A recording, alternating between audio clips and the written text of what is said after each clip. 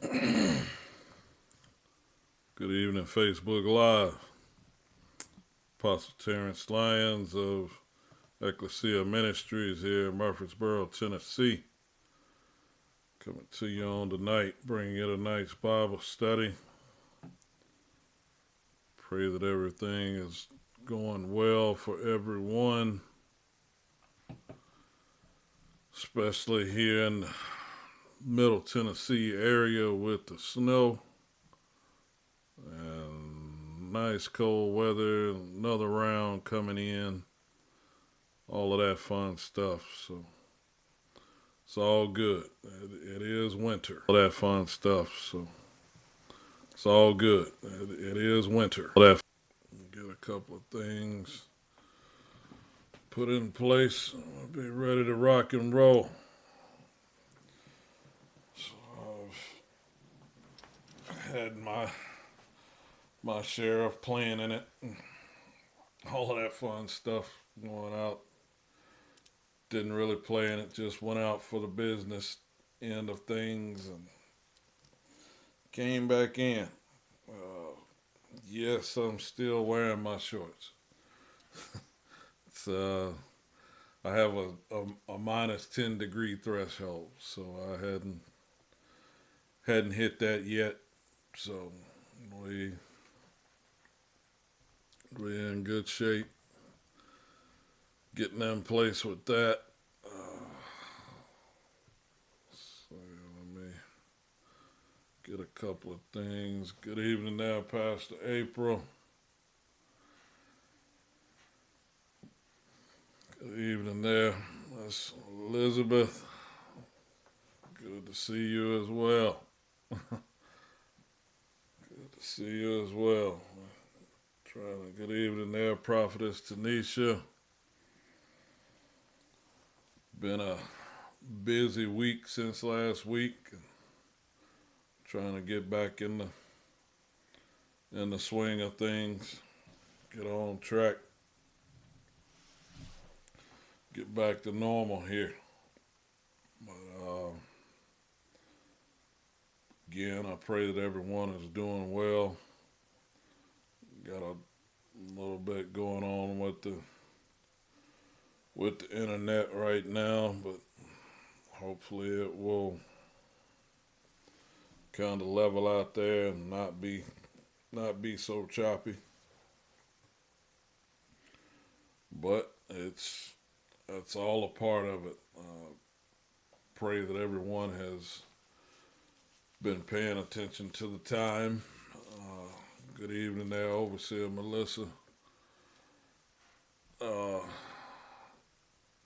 There's coinciding that's going on with the calendar that if you notice, even with the dates, that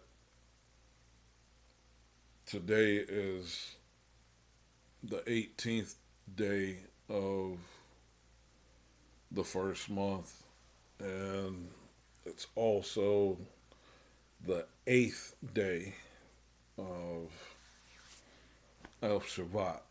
So if you remember last week, it was the first day of the 11th month, the 11th day of the first month.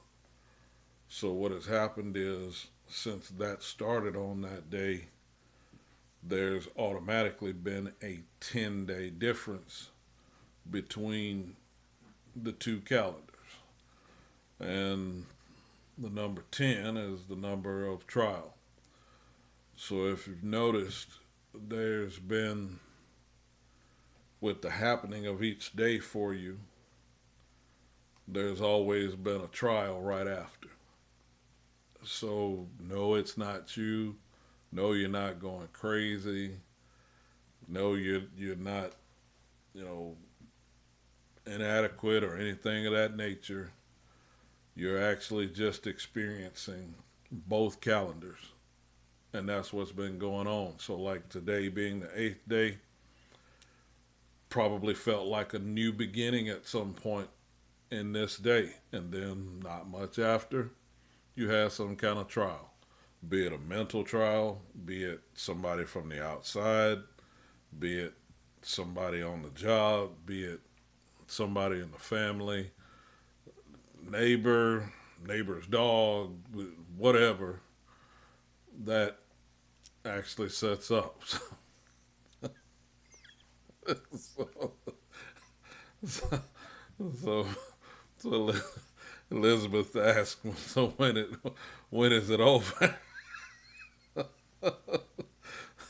Good evening, that sis. Actually, this part ends right at the 31st.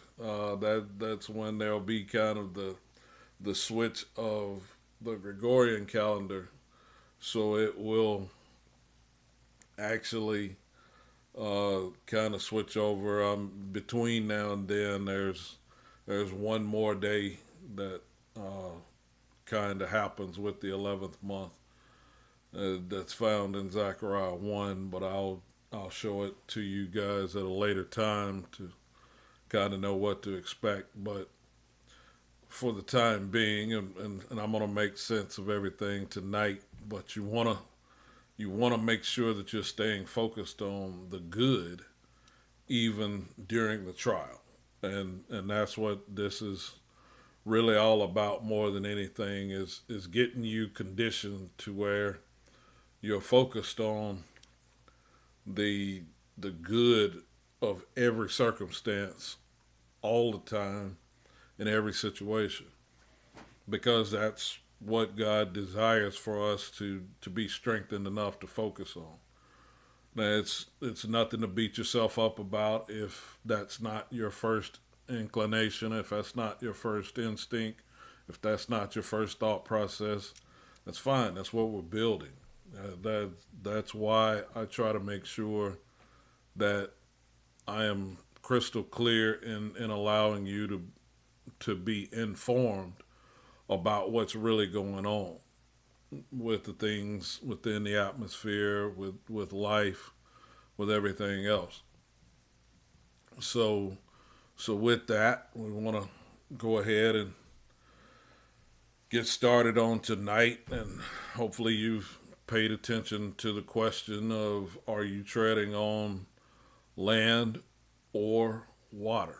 Are you treading on land or water? And it was very different this morning, uh, getting up, because the Lord woke me up with a question that I'll kind of be addressing more on Saturday than I am tonight, because it required for me to have to really look at some things and focus on some different things. But the question that the Lord spoke to me like as soon as I woke up this morning was, you know, what waters are you willing to tread?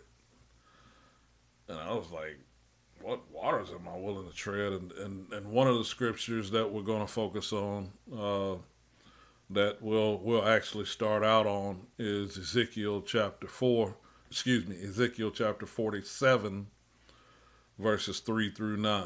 Ezekiel chapter 47, verses 3 through 9. We'll be looking at this some more on Saturday. But one of the things that you have to pay attention to is where you're walking, where you're headed, where are you letting your mind take you when things are happening, when things are coming against you, when things are good. What is the whole key that you want to understand about your thought process? And the thing that I want you to understand is when things are taking place, when they're actually happening to us, our mindset that we focus on can take us a specific direction, good or bad, but it's up to us to actually walk that out to get to where we need to get to in that specific instance.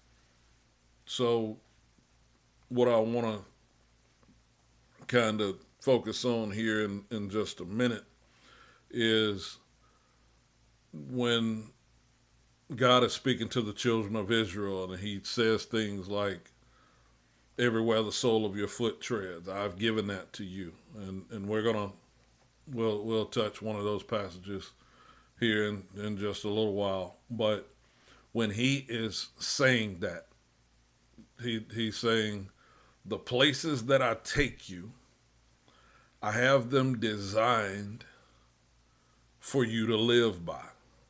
There's some things that I'm going to give you, revelation-wise, wisdom-wise, may even give you the land itself. But whenever I'm taking you there so that you can live by what you gain there. So in every instance, no matter where the sole of your foot treads, there is something revelationally that he is wanting you to have. There is nothing that you have experienced in your life up to this point that God did not have some use for it. There has never been a wasted moment for your life. There has never been a wasted situation. There has never been anything that truly defeated you. You might have felt deflated, but it didn't defeat you because you're still here. This is what I need for you to get. Y'all understand that with everything that's been happening to close you in, with everything that they've been trying to show you media-wise and headline-wise and get you to begin to take your mindset down a negative pathway. My job, Terrence Lyons, Apostle Terrence Lyons, Pastor Terrence Lyons, my job is to make sure that every time I open my mouth to speak, to greet someone day in, day out, is to make sure that no matter what else you see, you still know that it's all good because the Most High God is still in control. That's what my job is. I don't know what anybody else's job is. I got some other friends that I feel are on the exact same pathway and do a wonderful job of making sure that people are kept on that pathway. But I know that's my job, and I know I'm going to try to do that every time I go live, every time I speak to anyone, every time I run into anyone. I want them to know everything's going to be all right. How we get there, that could vary. But one thing I do know is he'll never leave us nor forsake us. No weapon formed against us will prosper. Let me calm down. Ezekiel chapter 47, verse 3 through 9 says this. It says, and when the man that had the lion in his hand,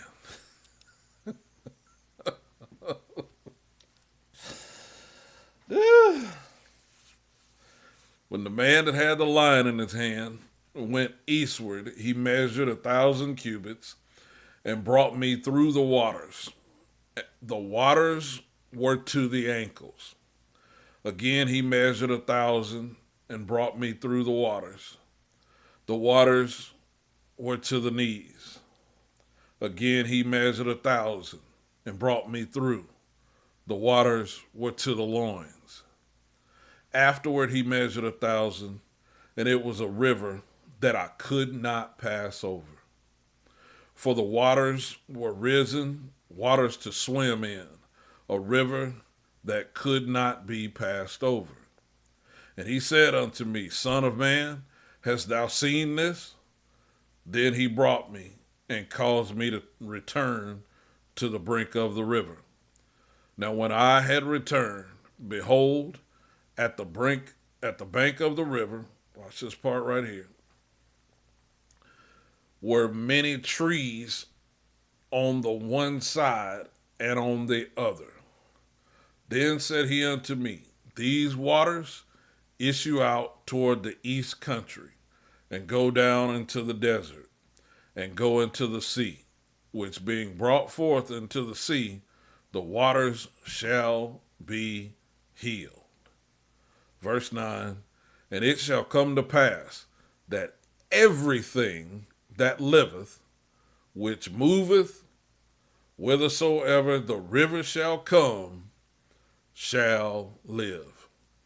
And there shall be a very great multitude of fish, because these waters shall come thither, for they shall be healed.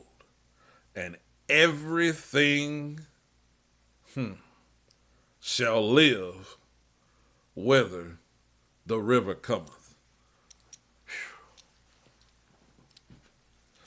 I'm trying to do right, but there's just been so much that has been revealed to me over the past week. Things that I haven't even talked about, things that I haven't really even processed, but this one right here, when he talks about whether the river will come. Watch this.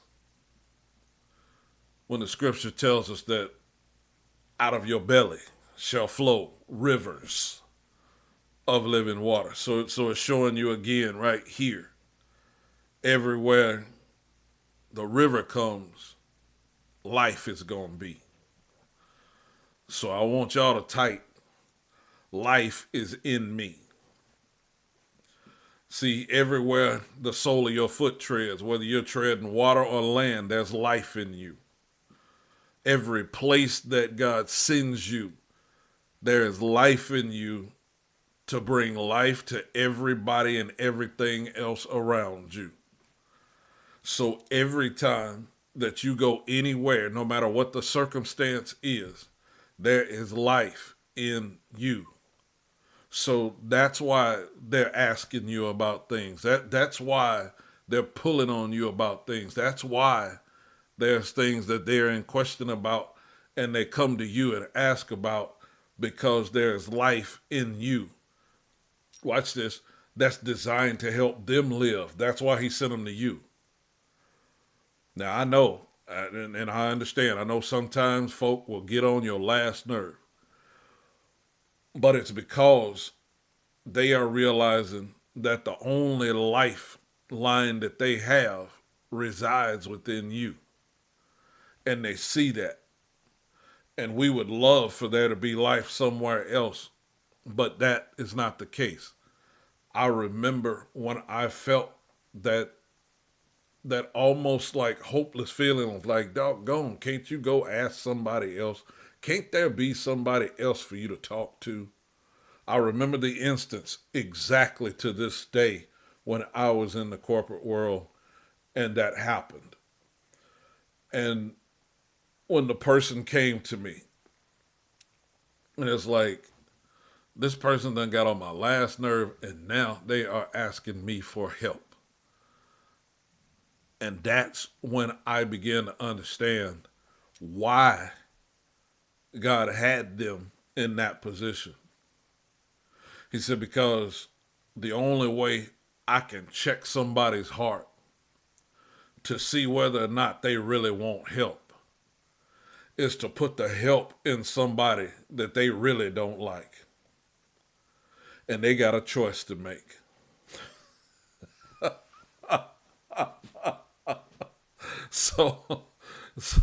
So this is what I want you to understand about that one that's getting under your skin, that's coming to you. They got a choice to make. You got the help for them. You got the help that they need. You got everything that's going to bring them back to life. You got everything that's going to take them over the top. You've got everything that they need. So he's placed it within you to check their heart. So they're coming to you because you're the only one that they've seen that even has the ability to help them how they need help, even when they can't stand you, even when they don't like you, even when they have looked down on you, looked past you, they have looked beyond you, they have treated you like crap, but they still realize right then, right there in that moment, there ain't nobody else that's even been able to stick with me. There ain't even been nobody else that has even given me the time of day. Everybody else avoids me. They still keep treating me the same. They may not like me, but they still keep treating me the same. So this is why you got to understand, are you treading on water or are you treading on land? Watch this. Or are you treading on both? Because I'm going to show you something later again that's going to help. And whatever I don't cover tonight, we'll cover Saturday. But I just need for you to understand there is life in you that nobody else has. That's why they coming to you right now. I ain't telling you that you got to kick it with them, and I ain't telling you got to hang out with them, but you got the life in you that they need. And you just need to show them one specific thing, because that's all it took. Once I showed them this person, the specific thing that I needed to show them, I ain't heard a thing from them again. I ain't had to interact with them. I ain't had to do nothing else with them. Didn't have to do much with them from that point forward on the job anymore. But just that one instance. But I had to be who I needed to be in that specific moment. So this is why I need you to get this and understand this about this first point. So this first point is convenience will never get you beyond, watch this, your trial. Convenience will never get you beyond your trial. See, I want you to understand. He said this wasn't talking nothing about no convenience or no trial. Why are you using that as a first point with this passage right here? Let me show you. See, the water kept rising. The water was first at the ankles. Then it comes up to the knees. Then it gets to the loins. But then after that, instead of it getting anywhere up here, it's just like, okay, after it gets to the loins, it's like, all right, you got to swim now. See, you don't have any place that you've got good footing. And that's what you've been feeling. You've been feeling like you haven't been having a good footing, like in this snow. But you've been feeling that mentally, like you ain't got good footing mentally. So y'all know what I'm talking about. Don't play with me tonight. You've been feeling like you don't have good footing. You can't get your mind wrapped around certain things, dealing with certain people and having to interact with this one. And it's like, why is this one tripping like this? And why is this one tripping like this? And why is this one talking like this? And why watch this? Because this right here is why this is so important. When he goes on, it says, and he measured 1,000 cubits. And when he measures 1,000 cubits, he goes another 1,000 cubits. And he kept going by thousands. This is why I need you to understand this. Because in verse 6, he says, and he said unto me, Son of man, hast thou seen this? Then he brought me and caused me to return to the brink of the river. Right now, I need for y'all to just type in, I'm on the brink of something. That's what's going on. You're on the brink of something. And the enemy's hoping that you're on the brink of losing your mind, because he knows if you get your footing.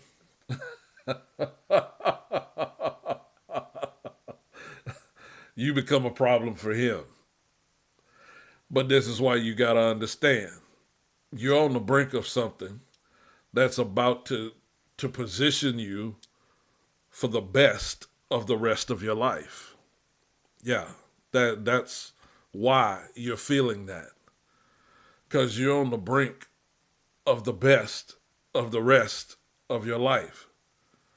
Now, likewise, if you go the opposite way, you're missing out on that best. And this is why you got to come to this and understand this, because everything that's in mind right now, you've got to realize and understand that as you take the steps forward that you're about to take forward, convenience ain't what's going to get you there this time. See, let me get you ready for the next point. I want you now to go to the book of Acts chapter 24, because the different levels are the trials for you. See, one person came and said something to you and it didn't bother you. It didn't get on your nerves. It didn't do anything to you. And then another person came and it started to irritate you a little bit. And then another person came and was like, all right, hold up. What in the world is going on? Why? What's going? Because you're on the brink of something.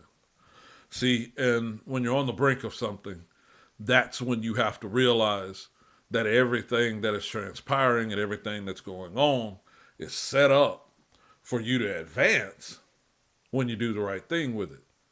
So the hope is, let me get you to do the wrong thing at this specific moment, and you'll have to take another lap before you actually get it. So I need for y'all to type in, I ain't taking another lap.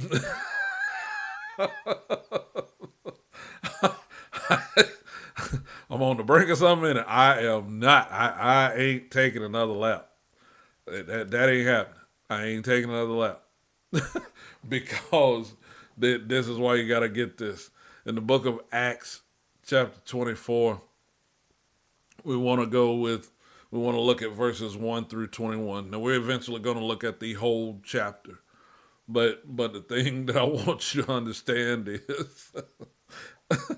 is that as we look at this, I want you to understand, and I want you to be fully confident that you're on the brink of something and you're not going to have to take another lap. Because what's really on trial is whether or not you really you. That's what's really on trial. And this is why I need you to get this. So, in the book of Acts, watch this. Book of Acts, chapter 24, verses 1 through 21, says this. Book of Acts, chapter 24, verse 1 through 21 says this. It says, and after 5 days, Ananias, the high priest, descended with the elders and with a certain orator named Tertullus, who informed the governor against Paul. So understand, some of you have had some things to come at you about your past this week.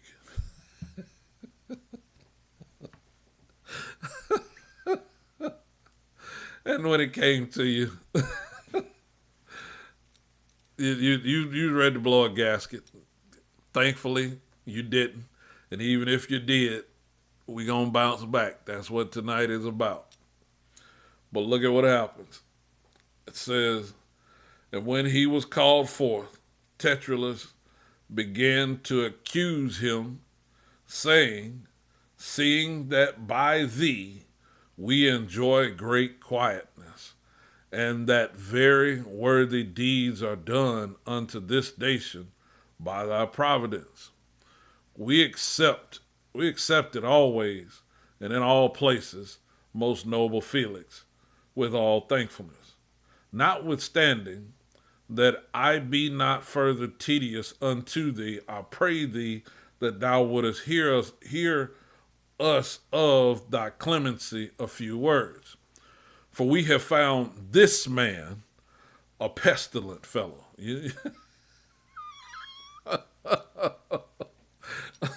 We found this guy right here. We found him to be a nuisance. He's like a plague. He's like a disease.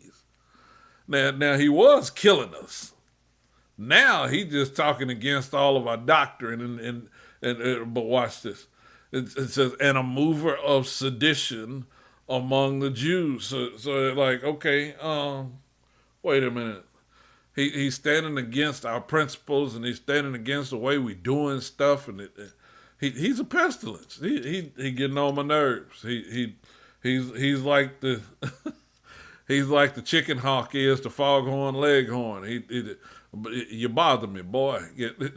This is what's going on, and this is what you got to understand. It says around throughout the world. So he's not just talking. They're not just talking about him being a nuisance in one area. They're saying he is stirring up a ruckus with everybody. Everybody that's a Jew, they fear this dude right here. So watch this.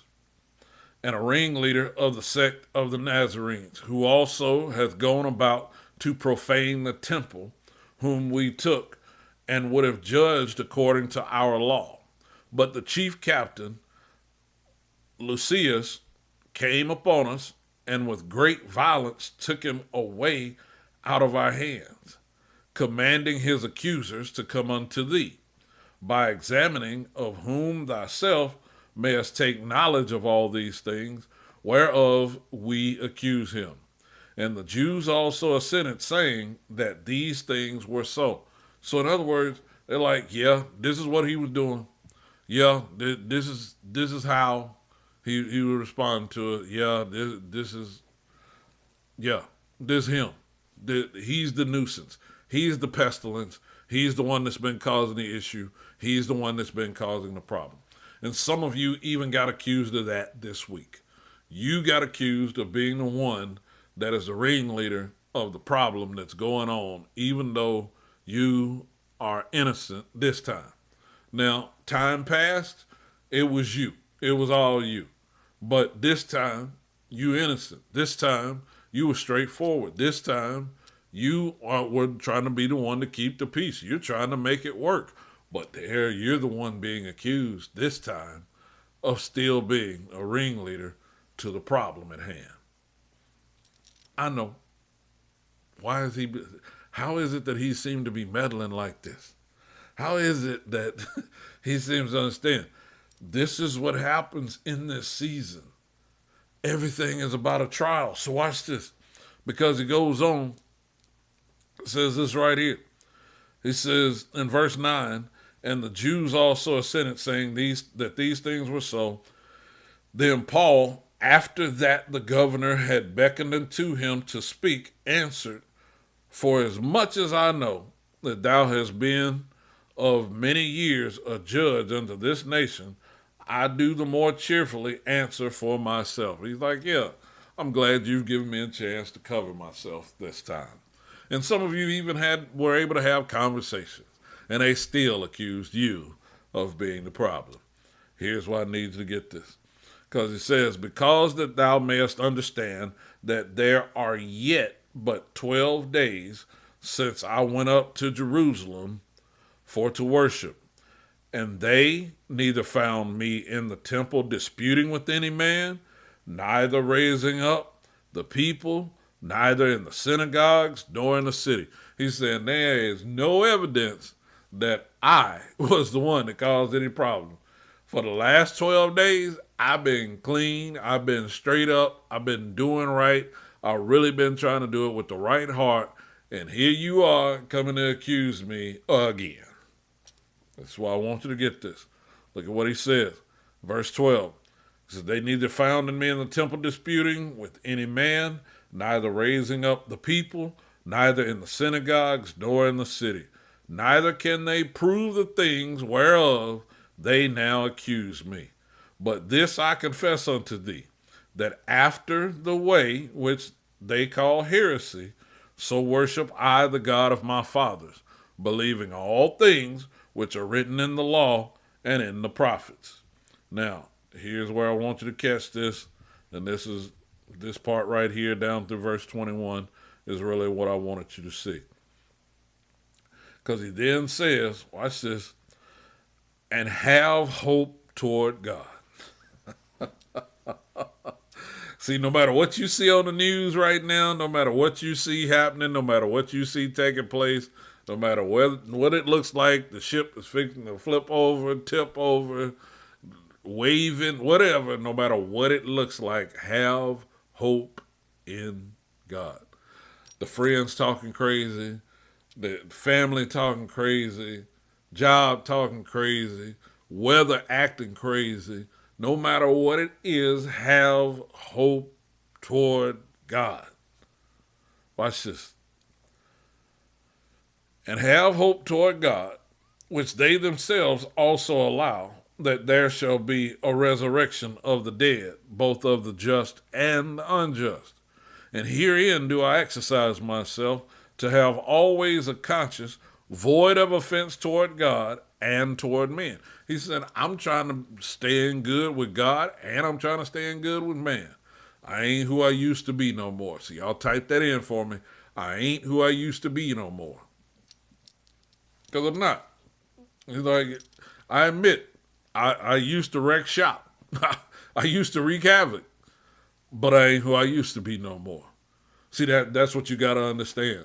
When you start having hope towards God, you ain't who you used to be no more. You ain't looking, you don't want to bust him in the head no more. You might want him to go on somewhere, but you don't want to bust him in the head no more. Don't y'all dare try to judge me because you know you had them thoughts. Some of you might have had a quick thought of it this week, but this is what I want you to understand. You ain't who you used to be no more. So you don't want to lay hands on them without prayer no more.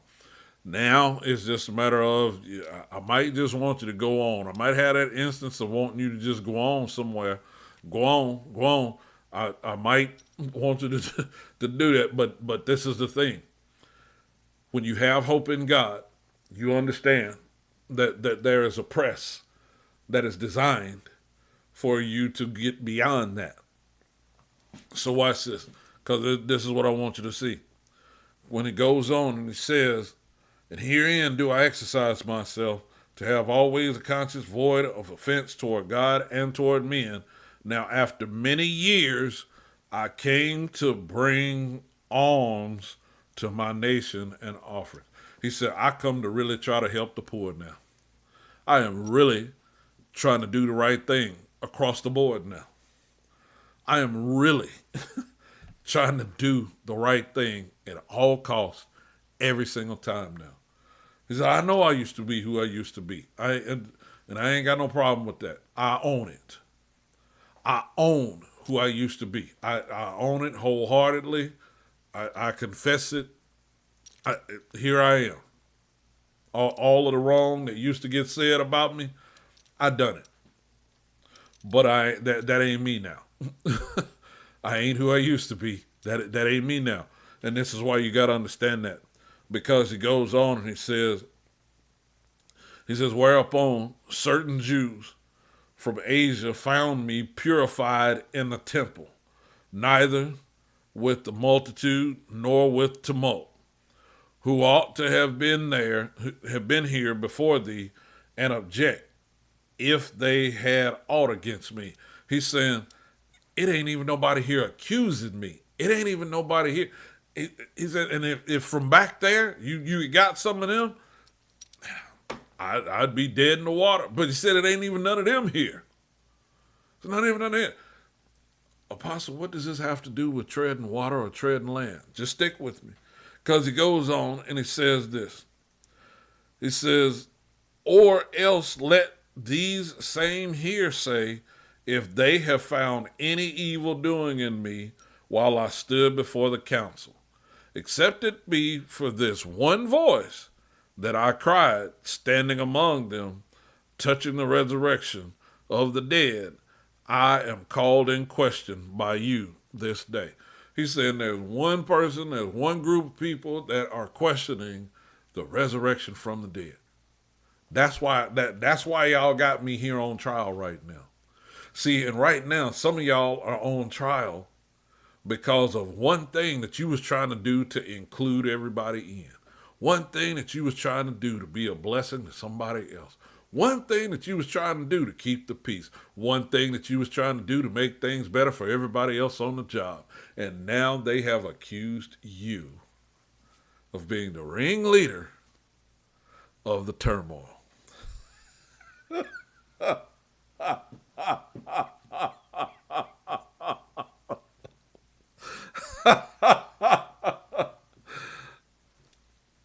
They got you on trial.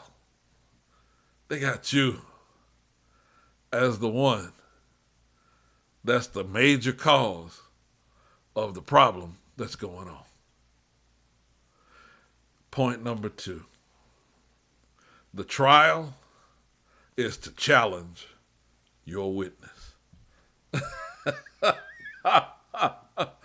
The trial is to challenge your witness. That's what it's really about. In other words, they trying to get you to act out of your new character. They're trying to get you to act outside of the new you. You have to stand your ground and stay witness to who you are right now. So this is what I want you to get as we get ready for the third point. I want you to look at verses 22 through 24 as we get ready for this third point. It says, and when Felix heard these things, having more perfect knowledge of that way, he deferred them and said, when Lysias, the chief captain, shall come down, I will know the uttermost of your matter. He said, we're going to dig deeper even into this. He said, because right now you're right. I ain't got nothing against you. Ain't nothing I can really say against you. There's nothing I can even really bring up based upon your past and where you are right now and everything you just explained. But they just love trying to go back to your past.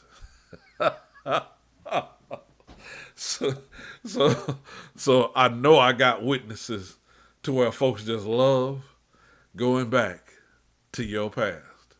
Even if it's the beginning of the problem of the situation that they're trying to bring up right now. They just love doing that. But here's what I got to tell you, and that I'm going to give you a little piece of wisdom tonight. Let them stay back there. Let them stay back there by themselves. Y'all type it in for me. Let them stay back there.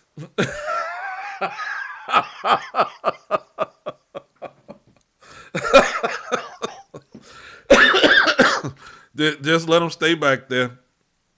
Because the issue is, watch this, everything that they're having, watch this, such a detailed close-up about back there, it's because that's where they still trying to know you from. If you trying to know me from back there, you ain't going to have a chance to know who I am now. Because I ain't even back there no more. This is why you need to get this. It goes on in verse 23. He says, and he commanded a centurion. This is a man over 100 soldiers. He's like, let me get 100 soldiers to back this up. This is why I want you to get this. You got over 100 soldiers that you want to keep in place right here. So watch this. This is why this is so crucial.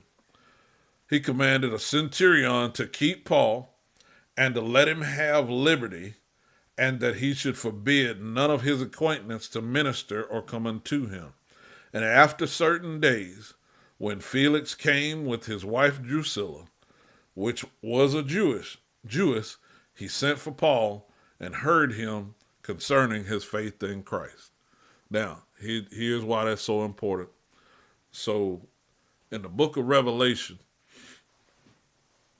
it talks about Revelation chapter 10. So hold your spot here in Acts 24. I want to go to Revelation chapter 10, and then we're going to get into the premise of our question tonight. So Revelation chapter 10, watch this, verses 1 through 10, says this. Revelation chapter 10, verses 1 through 10, says this. Watch this, because this is vital. He says, and I saw another mighty angel come down from heaven, clothed with a cloud, and a rainbow was upon his head, and his face was as it were the sun, and his feet as pillars of fire. And he had in his hand a little book open, and he set his right foot up on the sea, and his left foot on the earth, and cried with a loud voice, as when a lion roareth. And when he had cried, 7 thunders uttered their voices. And when the 7 thunders had uttered their voices, I was about to write, and I heard a voice from heaven saying unto me, seal up those things which the 7 thunders uttered, watch this, and write them not. Uh-oh. Uh-oh. That's vital. See, that's why what I do anytime I preach, I put down certain points, but there's other stuff that I don't write down, I don't type, I don't do nothing. Why? Because I know and understand without a shadow of a doubt that there are things that he wants me to speak into the atmosphere just to get the atmosphere to move, but not right, because they're designed to move the spirit of the realm, not to actually manifest on the earth side of the realm. Here's why that's so important. Because it's more about mentality than it is the matter. It's more about mentality than it is the matter. This is why. Look at what else he says. When he tells him not to write them down, then he says, and the angel which I saw stand upon the sea and upon the earth lifted up his hand to heaven and swear by him that liveth forever and ever, who created heaven and the things that therein are, and the earth and the things that therein are, and the sea and the things which are therein, that there should be time no longer. He says, whoa, whoa, whoa. Time no longer. So in other words, this don't fit in the earth realm.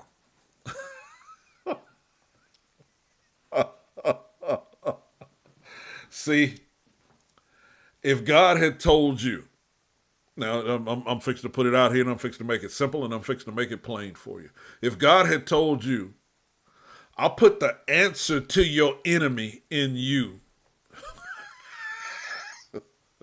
how would you have responded? You'd have been like, I'm just fixing to be point blank, straightforward, fullness of everything right here, right now, so you'll understand exactly how you would have been. You'd have said, oh, hell no. Oh, no.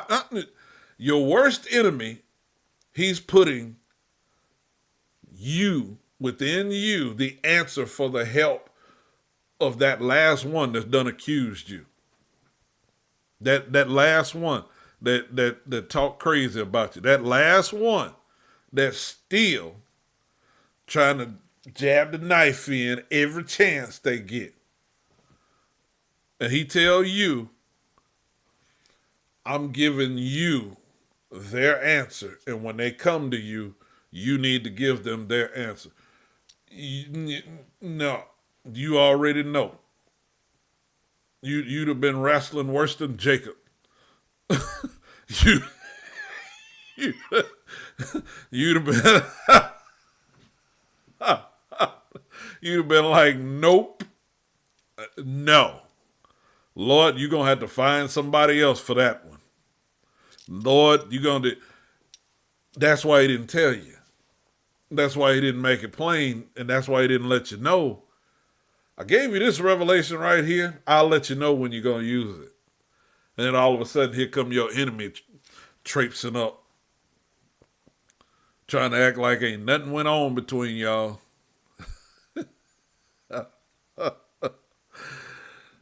All right. But this is why I wanted you to see this passage. Let's look at the rest of this. It goes on and it says, and I went unto the angel. Watch this. Or excuse me. Let's look at verse 8. Or let's go back to verse 7. It says, but in the days of the voice of the seventh angel, when he began to sound, the mystery of God should be finished, as he hath declared to his servants the prophets.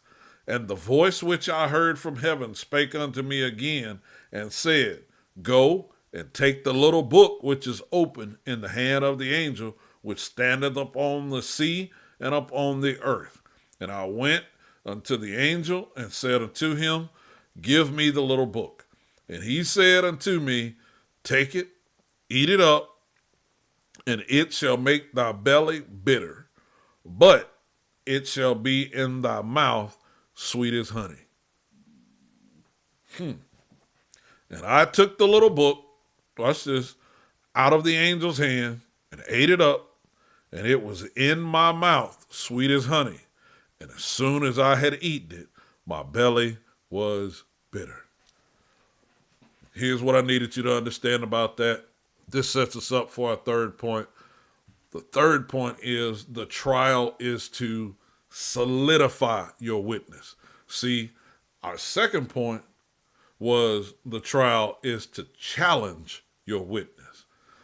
Third point is the trial is to solidify your witness. See, that's where you are now going to be able to stand on the water and on the earth. You're going to be able to be the in-between.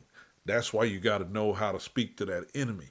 That's why he gave you the answer for that enemy, because you need to know how to let that enemy know that they don't shake you no more. See, they used to can shake you up. That's why he wanted you to learn to not be shaken by anything that they do anymore. Now he's ready for you, watch this, to sit down and eat in front of him. Now he's ready for you to be the example in front of them, to say, no matter how you come at me now, you can't shake me no more. Don't try me, but you can't shake me no more. Don't come at me, but you can't shake me no more. This is why I need for you to understand this. This right here is the key as we get ready for this fourth point. Because, watch this, in Deuteronomy chapter 11, verse 24 and 25, it says this. Deuteronomy chapter 11, verse 24 and 25 says this right here.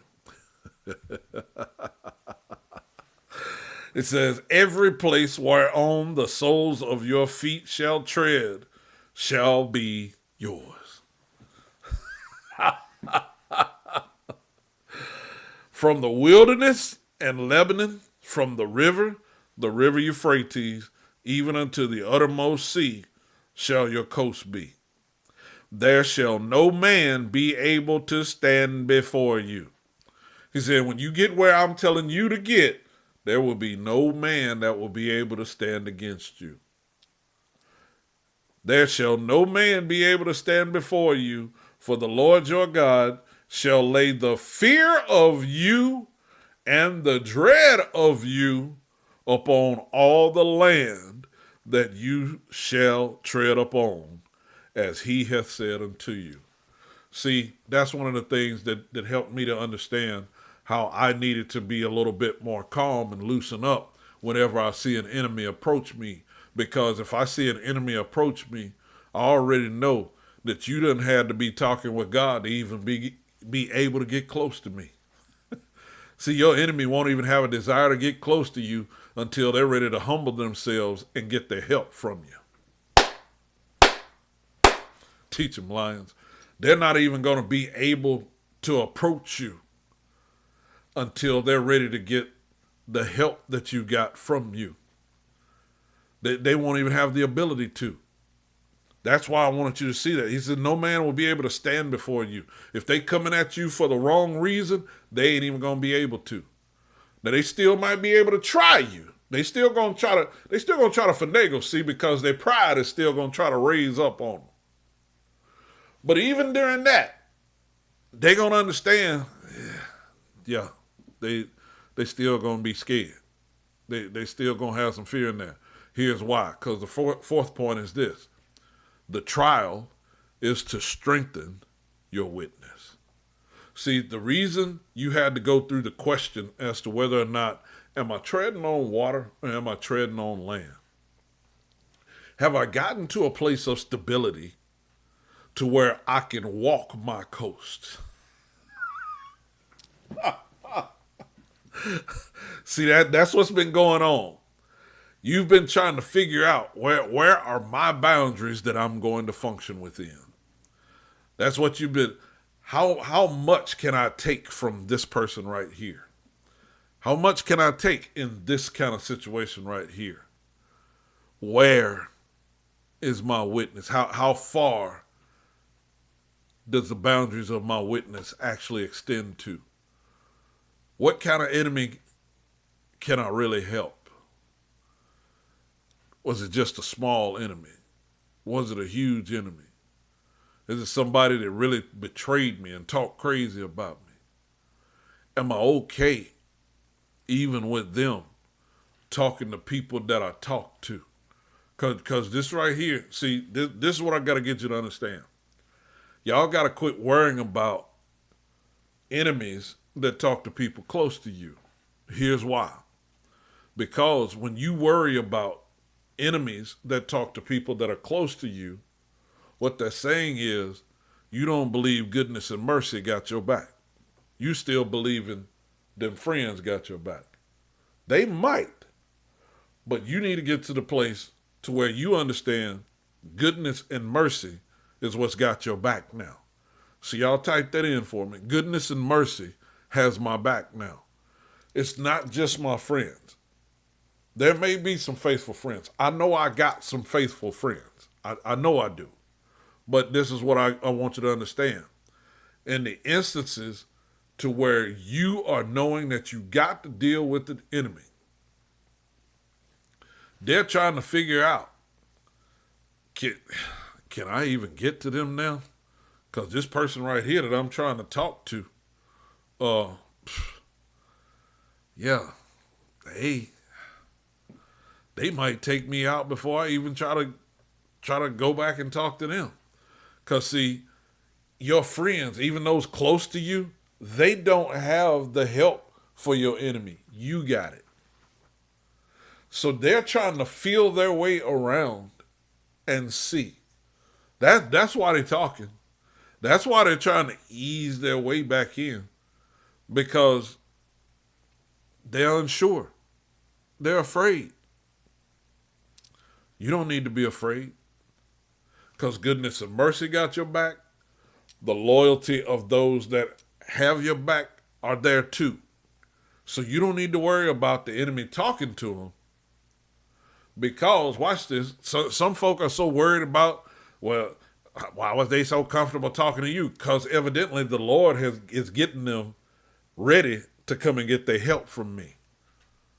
And then once they come and get their help from me, then I ain't going to have to fool with them no more. Here's why. As we get ready to land this plane. Because I want you to understand something. Let's go back to Acts 24. I want to look at verse 25. Because this right here is the key. Acts 24 and verse 25 says this.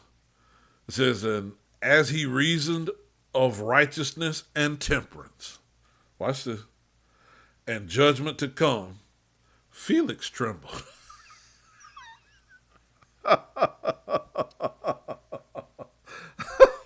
Felix trembled and answered, go thy way for this time.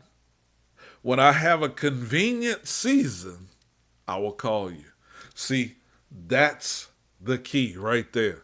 You know how you used to look for a convenient time to make things happen? You ain't got to worry about that no more. That burden's on them now. And this is the key. They ain't going to be convenient until they're no longer afraid to come to you.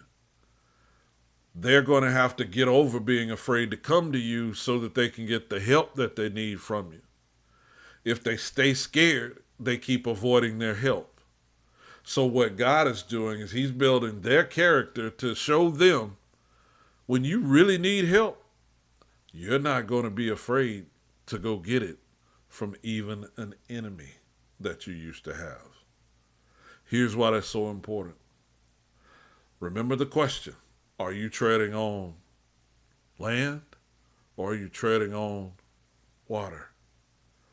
Here's why that question is so important as we come to a close. So I want you to go to 1 Peter chapter 1, verses 6 through 9. 1 Peter chapter 1, verses 6 through 9. Because convenience is only effective in convenient situations. So when it started snowing here, the Sunday evening, so I was like, you know what? I done been wore out this weekend. I'm tired. I'm fixing to try this Kroger order. I'm going to try to do this Kroger pickup. So I type in all of my stuff, and I'm going through, and it's still showing like everything's in stock and like everything's good. And I'm like, okay, cool. Because I ain't wanting to go in this store. I ain't wanting to do nothing. I'm tired. I just want to relax.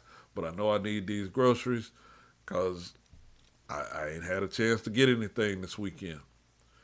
So I get through. I click order, click checkout. Thing tells me, this is Sunday. Thing tells me I'm checking out to pick up, not for them to deliver to me, to pick up. I'm going to go and pick it up. It tells me that the order won't be ready until Tuesday evening at 6. I'm like, are we serious right now? Lord, what you want me to do? He said, put your clothes on and go get the stuff. I'll give you the energy. You just put your clothes on and go get the stuff. I'm like, but put your clothes on and go get the stuff. Sure enough, throw my clothes on real quick. I go ahead, I go get it. I get everything. It's done, and I'm done and finished, back in the house, all of that fun stuff. But that's when the Lord spoke to me, and he said, convenience is only effective in convenient situations.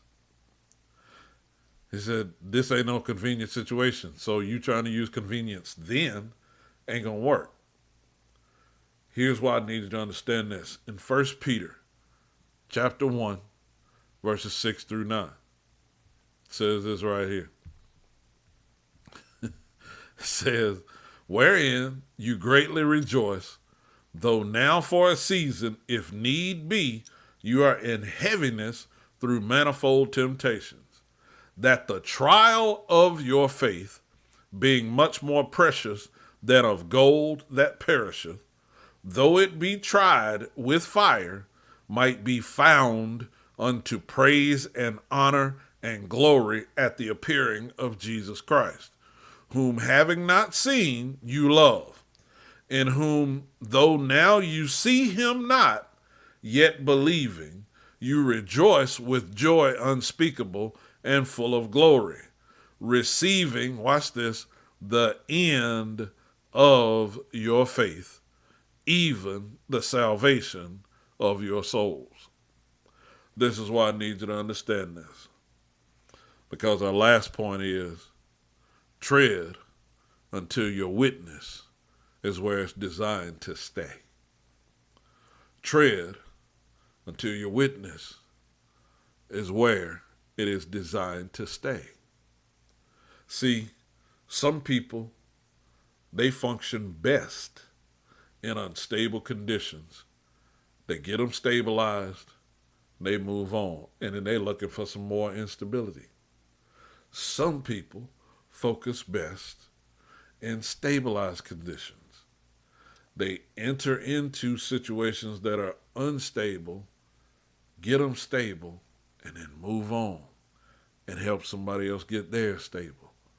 So some know how to maintain stability, Some know how to build stability. The key that you have to understand is that somebody's got to know how to deal with the instability. That's the C part. That's the wavy part. That's the questionable part. See, and some of you, you cannot stand unstable people. Some of you, you cannot stand unstable situations.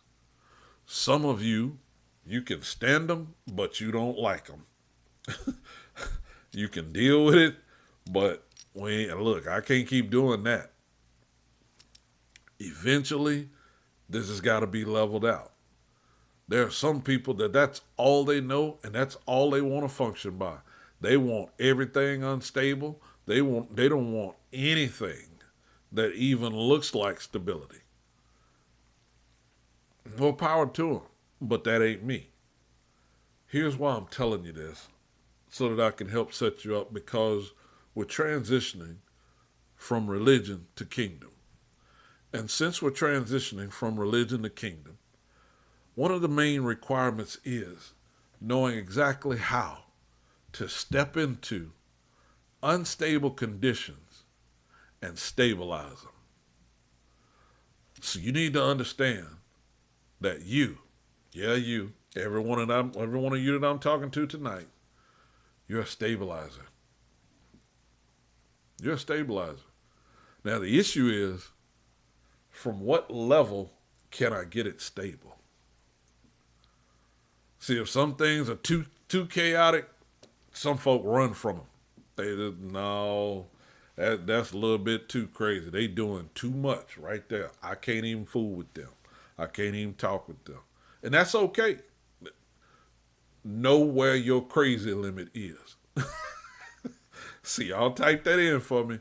I know where my crazy limit is. Because some of you done figured that out. Some of you have gotten to that place and you figure out, I can only handle this much crazy. If it's over this level of crazy right here, nope, I can't fool with it. I can't fool with it.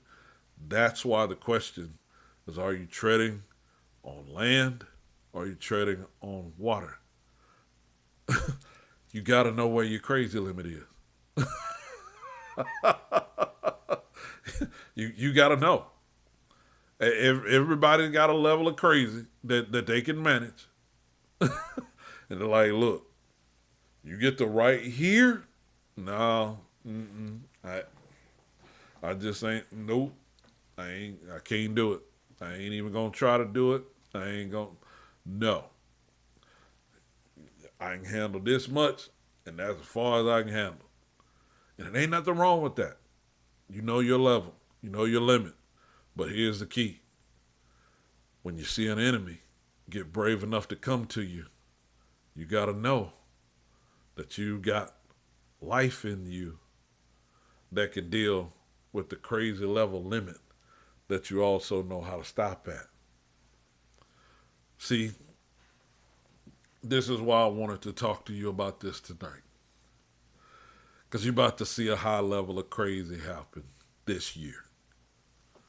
Off the wall stuff is going to take place. Already taking place. Different laws that they're trying to put in place in certain states and cities. Different things that they're trying to defy the laws of court about. You're seeing it all. Don't let it shake you. Just know where you tread. Know the water that you tread. Know the land that you tread. Know that goodness and mercy has your back. Know exactly what you were put in place to do at this appointed time. And watch and see how God turns even your enemies to be at peace with you. So again, convenience, point number one, convenience will never get you beyond your trial. So whenever you feel the trial coming, don't try to get beyond it. Don't try to wait for a convenient moment. Don't try to do that, because that trial is still going to be waiting on you. Point number two, the trial is to challenge your witness. What is your witness to God? How have you shown without a shadow of a doubt, you know what? I done had a lot of things happen in my life, but I know without a shadow of a doubt that God's got me. Third point, the trial is to solidify your witness. When you know that God's got you, and then you get to the point to where, okay, everything that opposes you, I'm able to withstand. And I can stand and not be shaken no matter what. Fourth point, the trial is to strengthen your witness. So when you know exactly where you're designed to stand, who you're designed to be, how you're to represent the kingdom, now you are strong enough to stand in that no matter who comes at you. Enemies, booze, smooze, don't matter, whoever, you can't shake me. Fifth point is convenience is only effective in convenient situations. Understanding this is crucial because there are some things that you've tried to have as a convenience factor and it didn't work out for you and it made you like, well, that's why I don't fool with this stuff. It's just because you were trying to have convenience in a chaotic situation, and convenience only works in convenient situations. 6 point, tread until your witness is where it's designed to stay. At that point, I'm going to dig in deep on Saturday because in Ezekiel 47, we're going to look at that passage again on Saturday. That passage right there, I think is going to help change lives when I begin to uncover the rest of what I need to uncover from that specific passage. So, again, are you treading on land or are you treading on water? Probably having to do a little bit of both right now as you're figuring out your new levels. Because some of you, I already know, you've gone to new levels. You've stepped up into new ways. There are things that are changing for you that you've been finally waiting on, and they're finally happening. And it's a new level for you. Now, the difference is you got to have a new mindset, and that's what you're having to change. You're having to change your mind. You're having to rebuild some things. Some of you have wanted some people gone. Some of you have wanted some situations turned around. Some of you have wanted some environments changed. You've started to get those things, but now you realize, you know what? I got to think different about this now. Wherever you're at, whatever you're doing, just know goodness and mercy has got your back. Keep an eye on your crazy limit level and just keep knowing that God has got you. So, going to land the plane for tonight, but be ready for takeoff Saturday morning, 10:30. I'll let you sleep in because I'm going to need to sleep in. I'm still catching up on my rest, but I'm thankful for you, everyone, tuning in on tonight. Pray that we've opened up something to make a little bit of sense to you. Hope that I've helped you to understand what's going on in this time and season. Because, again, everything that's transpiring for you right now is to solidify your witness. Is to get you stronger in who you are. Is to get you to a place to where everything that you are designed to function by, that you're able to stand that ground, be that person in every condition, under every circumstance, watch this, and against every opposition. Whether they're smooth and subtle or whether they come at you within your crazy limit, you know how to manage them. You know how to deal with them. So the main key is being able to stand your ground. Be who God's put you in the earth to be. Tread where you're supposed to tread. And watch how people begin to honor who you really are. I love you guys. Y'all have a blessed rest of the evening. Peace.